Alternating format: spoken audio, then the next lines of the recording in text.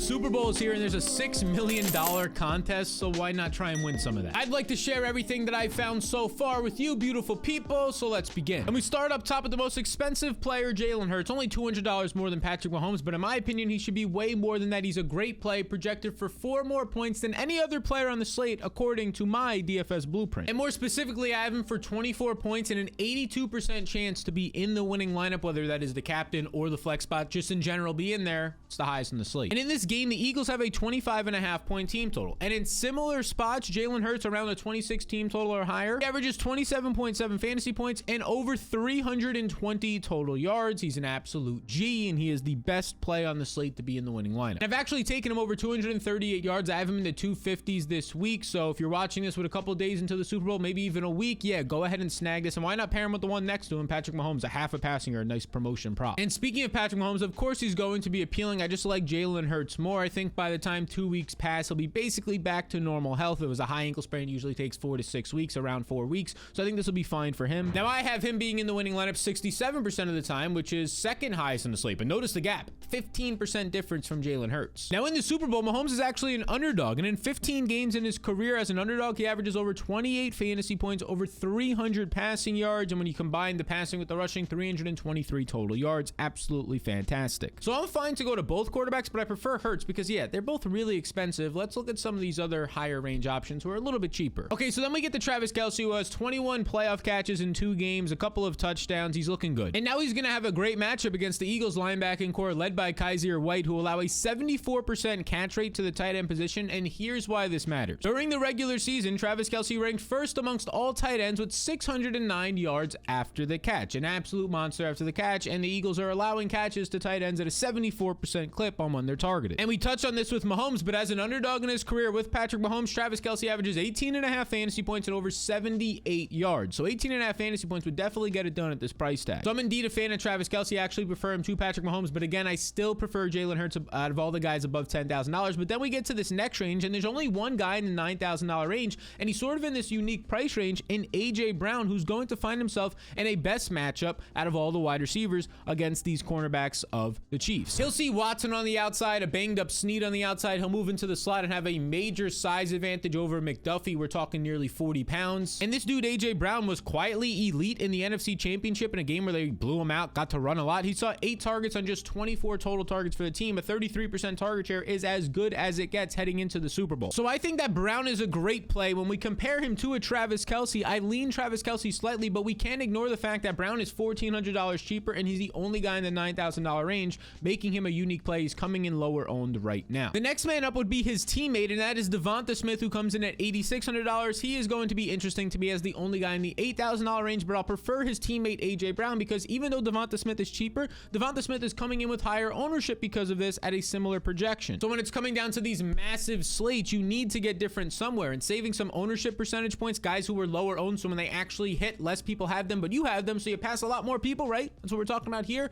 A.J. Brown is lesser owned than Devonta Smith. That alone is the reason why I like him more. Now, this next range is really interesting. This running back range here of the starting running backs and the guys who will mainly be involved in the ground, from Miles Sanders, Isaiah Pacheco, and Jerick McKinnon. We can start with Miles Sanders, who's coming off of a 2-touchdown game. But if we look at this now, for 4 straight weeks, his snaps have been decreasing. And yes, there's been some blowouts. And yes, in week 18, the game didn't matter as much against the Giants. In these playoff games, just 36 and 33% of the snaps because they've been absolutely dominating teams. But we must mention that Kenneth Gainwell, even when the game is close in these past 4 weeks in the first half, right, they're actually still playing competitive. The other team can actually come back. Maybe it's been tied. He's still seeing touches, snaps, volume, targets. So I'm actually not going to be as interested in Miles Sanders. I'll definitely take Devonta Smith over him. If I had to put a no on a player that we've talked about so far, it would be Miles Sanders, but I am conscious that some of you might be playing 10 to 20 lineups, so I don't want you to think you shouldn't play any of him, but I prefer these other guys around him, including the Chiefs running backs. And we can start with Isaiah Pacheco, who I think is the best running back play on the slate at $7,200. Here's the running back snaps from the AFC Championship, aka the most important game on the year for the Chiefs. Pacheco played 39 snaps, McKinnon 27 snaps, Ronald Jones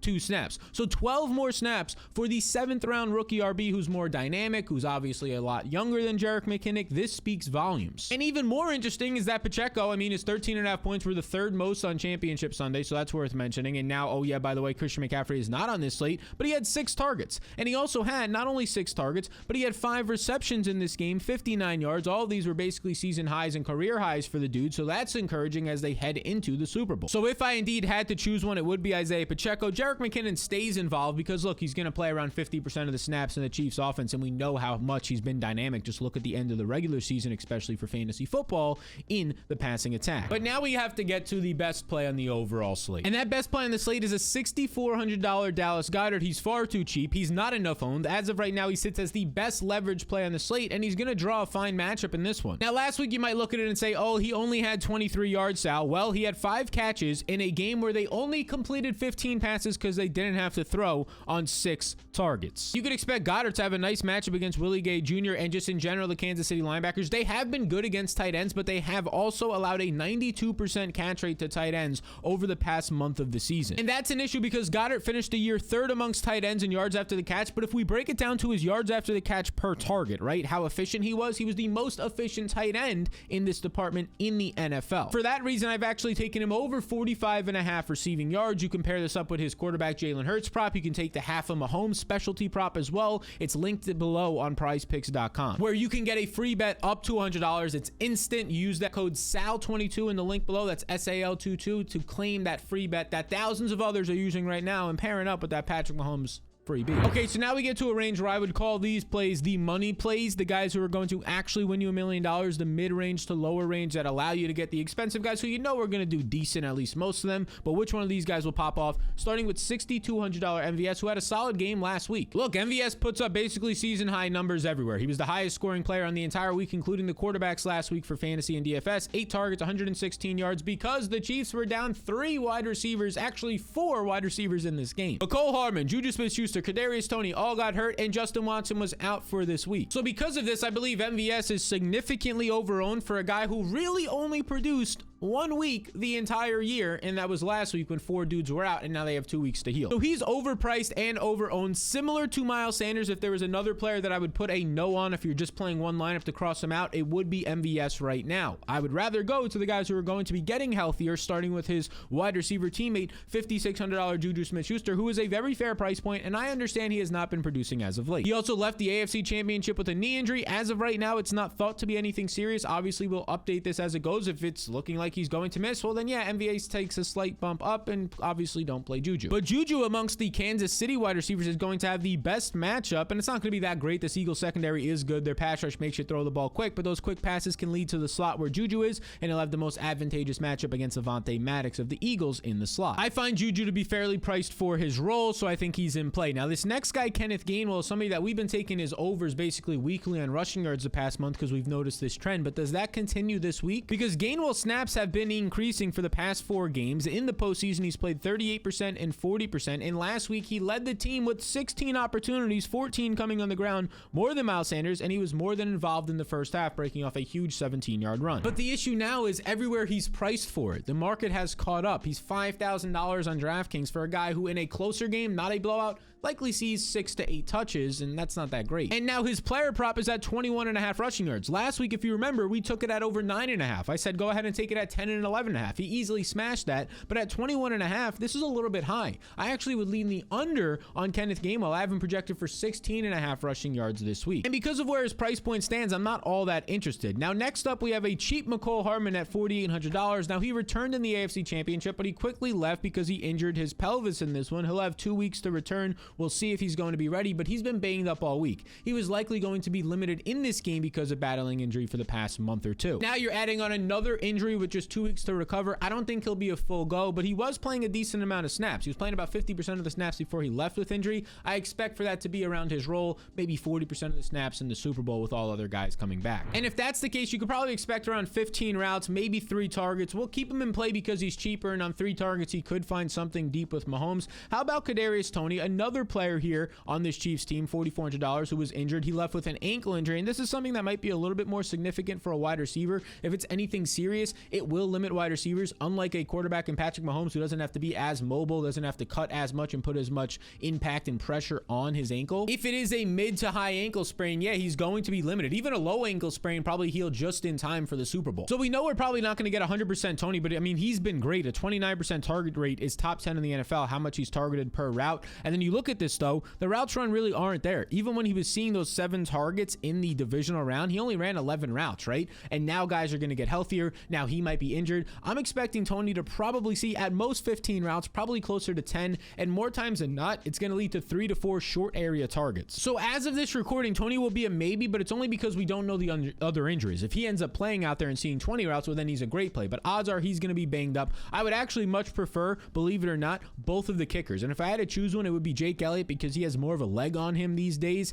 just hitting a lot more 50-yarders than the veteran in Harrison Buckner. Next up, we get to the rookie who's below $4,000 on this slate, and we saw him play last week, and he saw 7 targets because there was nobody else out there. Other than MVS, right, in the wide receiver core, he was the number 2 receiver out there for a rookie who hasn't been good. He's been struggling to separate downfield. You can kind of see that by 3 catches for 13 yards. Basically, he needs like 10 targets these days just to hit a decent amount of yardage and catches because he's not getting separation downfield. And that's a bad recipe because now he faces the Eagles, who have the number 2 secondary in the entire NFL. And based on how we saw them play last week against the 49ers, and of course there was injuries to the quarterback position, but these dudes look absolutely elite so far in the postseason. So Sky Moore is going to be a no for me unless all those other guys miss, so we'll just leave him on here as a maybe. I want both of these defenses as well. They both stand out to me as great options. If I had to choose one, I'd choose the Eagles defense here.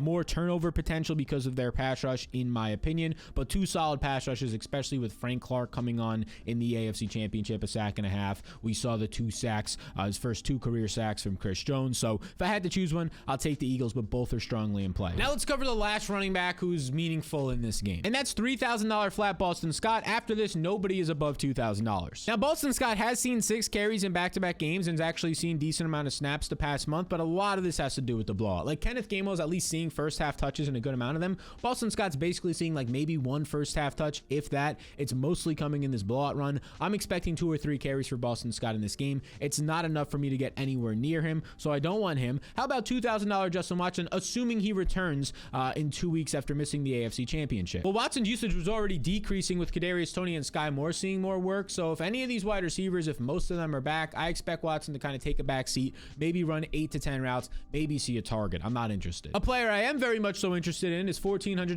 Quez Watkins, who is the best play by far below the $3,000 price tag, below the defenses and kickers, because Quez Watkins to me is a player that actually can get it so you can afford some of these expensive guys and have some upside. You see, Quez has been running 21 routes so far per game, but when the game is supposed to be close, which it hasn't been the past couple of weeks, he runs 53% more routes and runs 27 to 30 routes per game. And if that's the case, he starts to average 3 or 4 targets and over 20 receiving yards per game. So if you just get like 5 points out of Quez Watkins down here with the upside for a little bit more if he finds the end zone, that might be enough. And his player prop is set at just 14.5 yards. I haven't projected around 20 this week, so I ended up taking the over on him. Now I mentioned he's the best play below 3,000 because there's really not much else down here. There's Noah Gray, who, look, he played 64% of the snaps because all the receivers were hurt in the AFC Championship. He'll probably play 50% of the snaps, see 1 to 3 routes. He has 4 red zone targets on the year, so I guess he somewhat stays in play because of that. Zach Pascal is not interesting. Expect maybe 5 to 6 routes run in this game. Maybe you can get 7 and a target at most. And then you just get a lot of backup tight ends and Jack Stoll and Blake Bell. I think these guys probably go out there and they run 6 to 8 routes. It's not interesting. Blake Bell might not run any as a primary pass blocker. Didn't run a route in the AFC Championship. Ronald Jones saw just 2 snaps in the AFC Championship. I don't think he's in play. Britton Covey is basically a special teams returner, and Marcus Kemp is literally the wide receiver 7 on this team and only saw snaps, of which he was not good at getting separation on because they had no guys left. So the only guys I really want below this range, below $3,000, you can consider Quez Watkins and Noah Gray. I guess we can consider Justin Watson, assuming guys like Kadarius Toney and McCole Hardman are out. Then yeah, he'll probably run 15 routes and there's a chance for a deep shot for him. Now be sure to take advantage of that Patrick Mahomes a half a passing yard because it's a free bet, so go ahead and use that promo code. You can use the link in the description for a free bet up to $100, code SAL22. And you beautiful people, it's been a great season. We'll have another video to finalize some of these thoughts, but after that, I'll see you all for some XFL and continued coverage of the NBA.